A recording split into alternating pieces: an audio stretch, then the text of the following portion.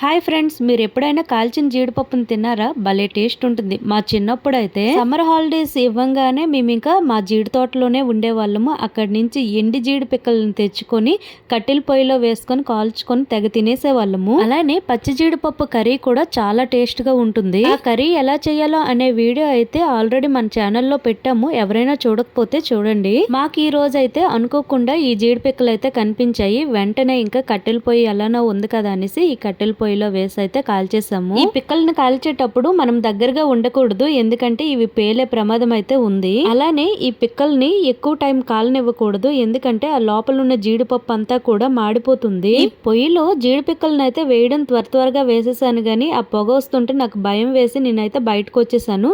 వెంటనే మా అత్తయ్యని పిలిస్తే అత్తయ్య గారు అయితే వచ్చి ఈ పిక్కలన్నింటినీ కూడా తీశారు. వీటిని తీసిన వెంటనే మనం వీటిపైన చెయ్యి అయితే పెట్టకూడదు, ఎందుకంటే వాటికి ఉన్న జీడంతా కూడా మన చేతులు కంటేసి పొక్కుకుంటుంది. మనం బయట కొనుక్కుని జీడిపప్పును వేయించుకొని తింటాం కదా, ఆ జీడిపప్పు కంటే ఇలా జీడి పిక్కలతో కాల్చుకునే జీడిపప్పు అయితే చాలా టేస్ట్ గా ఉంటుంది. మీలో ఎంత మందికి ఇలా కట్టెల పొయ్యిలో కాల్చిన జీడిపప్పు అంటే ఇష్టమో కామెంట్ బాక్స్ లో కామెంట్ చేయడం మాత్రం మర్చిపోవద్దు. మీకు గనుక ఈ వీడియో నచ్చినట్లయితే లైక్ చేయండి, షేర్ చేయండి, సబ్స్క్రైబ్ చేసుకోండి. మరికొన్ని వీడియోలతో మళ్ళీ కలుద్దాం. Thank you for watching.